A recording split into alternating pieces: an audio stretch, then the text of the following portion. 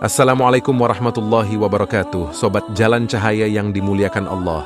Semoga kita selalu dalam keadaan sehat walafiat. Amin ya Rabbal Alamin.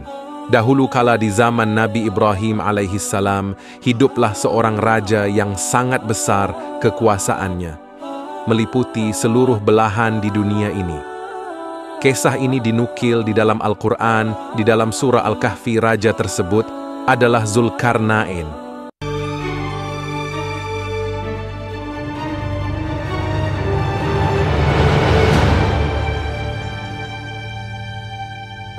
Ya, tidak ada penguasa yang mampu menguasai seluruh dunia ini, kecuali 4 orang saja, yang 2 dari golongan beriman dan sisanya tidak. Raja yang berasal dari golongan yang beriman adalah Nabi Sulaiman alaihissalam dan Raja Zulkarnain. Sedangkan yang tidak beriman adalah buah tanah longsor dan Firaun Amrut. Yang akan kita bahas di sini adalah kisah tentang Zulkarnain, seorang raja soleh yang mengembara hingga ujung timur dan ujung barat dunia ini. Zulkarnain bukanlah sebuah nama, melainkan julukan atau gelar untuk seseorang yang memiliki makna orang yang memiliki 2 tanduk.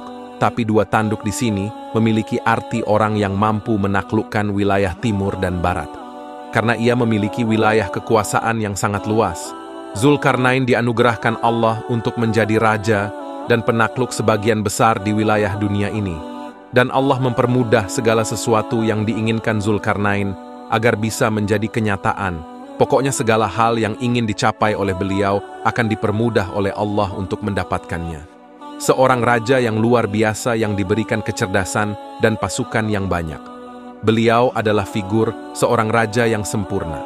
Sebagian orang beranggapan beliau adalah Iskandar Al-Qanuni atau Alexander yang Agung, raja yang mendirikan negara Iskandaria. Namun persepsi ini dibantah oleh para ulama, karena Raja Alexander bukanlah orang beriman, karena disebutkan dalam sejarah, Raja Alexander ini memiliki seorang menteri ahli filsafat yang bernama Aristoteles, yang sebagaimana kita ketahui Aristoteles orang ateis, yang tidak percaya pada agama tertentu, sedangkan Zulkarnain adalah seorang hamba yang beriman jelas. Antara Zulkarnain dan Raja Alexander adalah orang yang berbeda.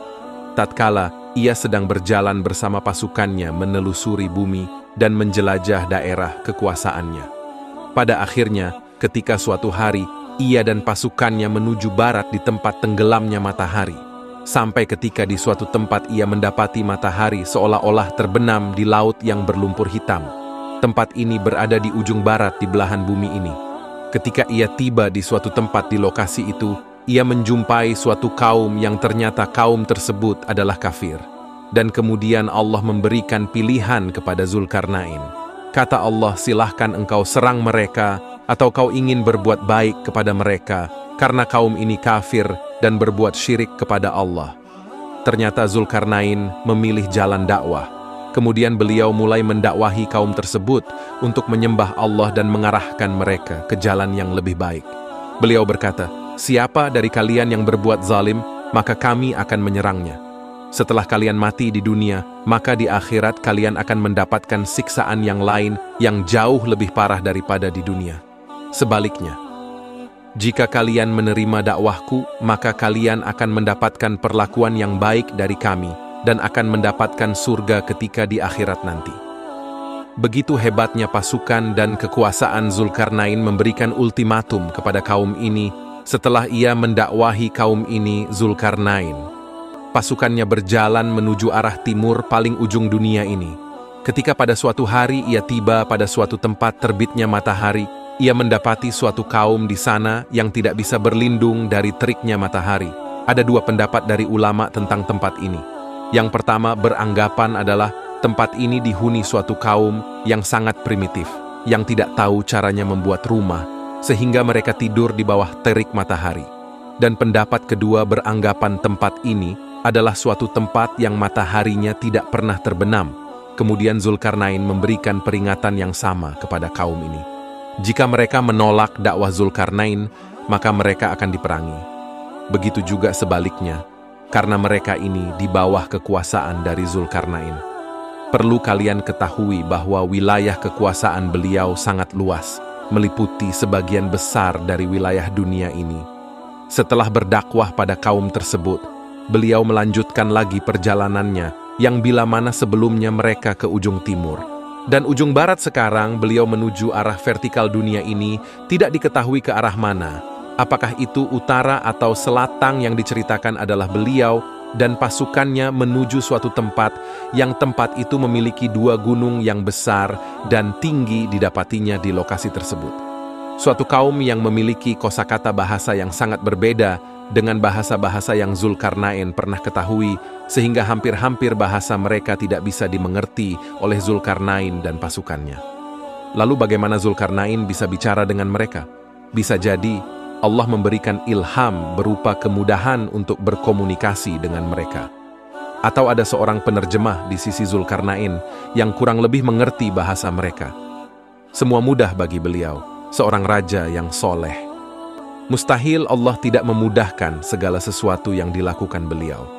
Tatkala ketika dilakukan komunikasi kepada kaum ini, ternyata mereka mengeluh karena di wilayah tersebut ada 2 kabilah, yaitu yang Judge dan Mage yang sering berbuat kerusakan, dan mereka memohon kepada sang raja untuk dibuatkan dinding pemisah antara kaum ini dan kabilah Ya'juj dan Ma'juj sebagai imbalannya. Mereka akan memberikan upah kepada sang raja. Tentu saja ini adalah pekerjaan yang sangat berat secara logika. Bagaimana kita membuat sebuah tembok yang bisa terhubung antara gunung satu dan gunung lainnya. Walaupun proyek ini dilakukan pada zaman sekarang, itu akan terasa sangat sulit walaupun di zaman kita. Ini sudah bisa didukung dengan peralatan yang canggih dan modern. Bagaimana jika proyek pembangunan tembok ini dilakukan pada zaman dulu? Ya, yang kita sudah tahu bahwa ketika di zaman itu, peralatan tidak secanggih. Sekarang di manakah tempat ini? Wallahu alam bisawab. Untuk lokasi tempat ini, ada 2 kemungkinan. Pertama adalah berasal dari Syaikh Hamdi bin Hamzah Abu Zaid yang menerbitkan sebuah buku di tahun 2007. Di situ beliau beranggapan bahwa tembok Cina adalah tembok yang dibangun oleh Zulkarnain. Menurut penelitian Shandi, beliau menyimpulkan kabilah Ya'juj dan Ma'juj adalah bangsa Mongol dari utara yang merusak dan menghancurkan negeri-negeri yang mereka taklukkan. Kemudian ada juga yang berasumsi bahwa tembok itu berada di lokasi antara Azerbaijan dan Armi.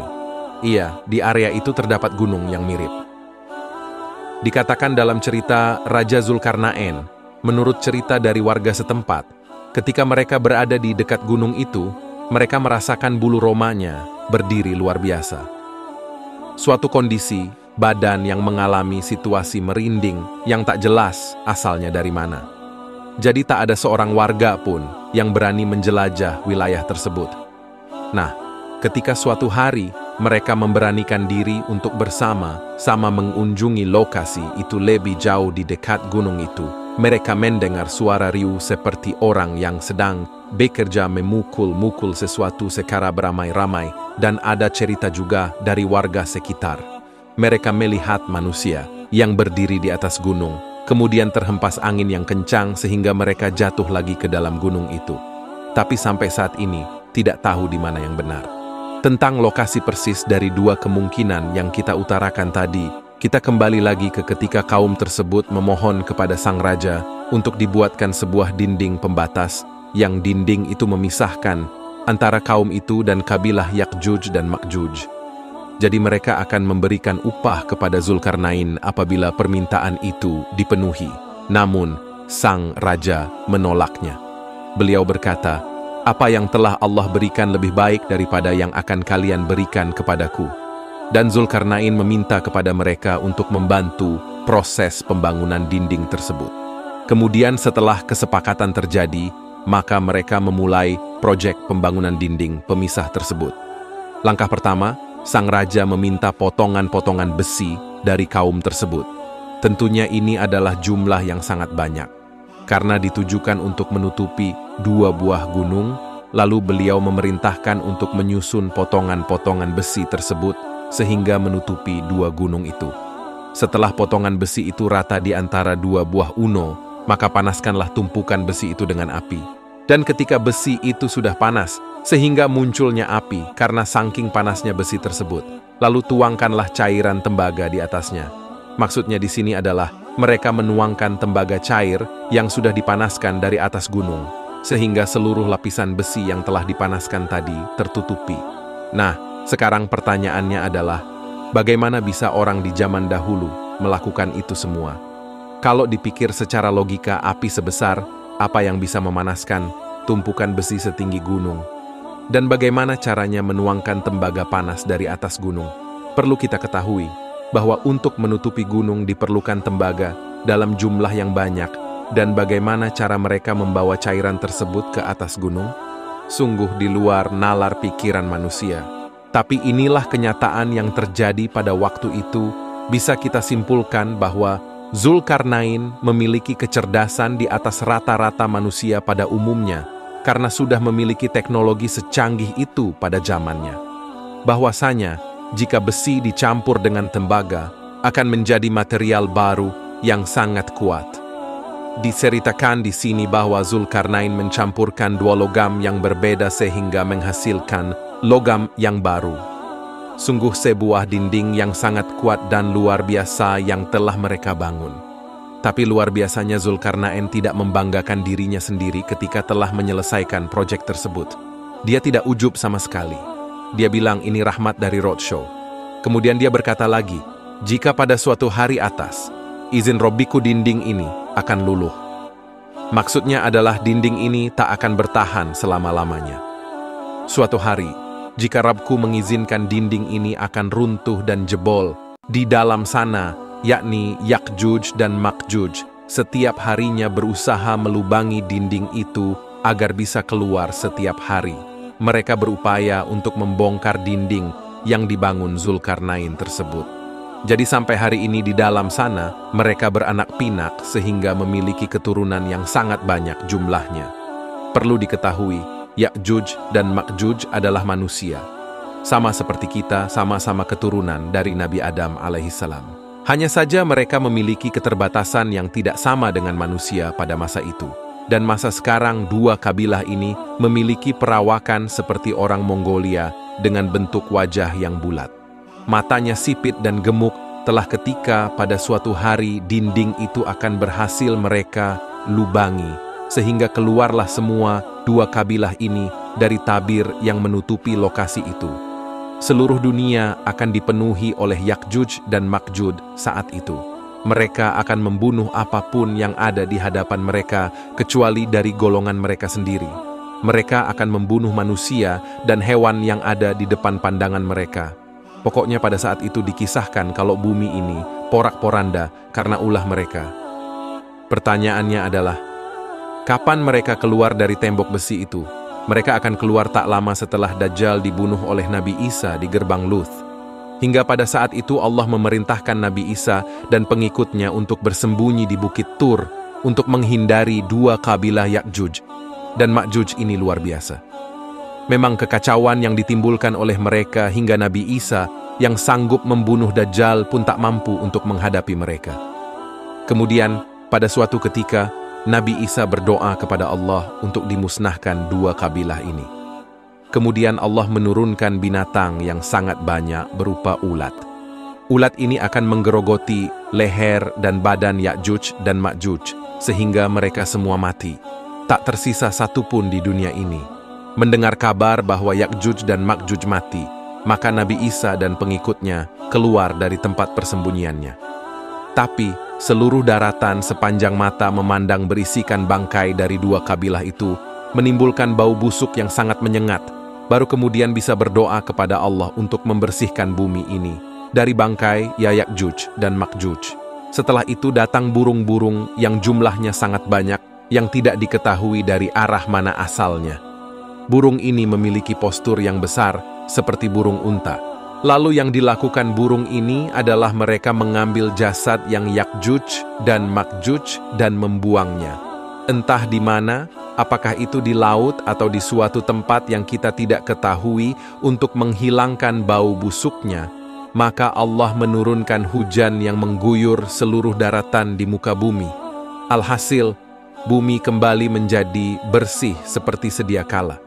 Jadi itulah cerita tentang Raja Zulkarnain yang memiliki hukum kait dengan Yakjuj dan Makjuj.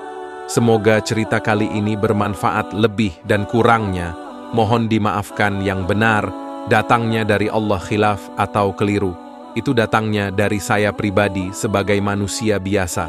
Sampai ketemu di kisah-kisah lainnya. Saya akhiri. Wassalamualaikum warahmatullahi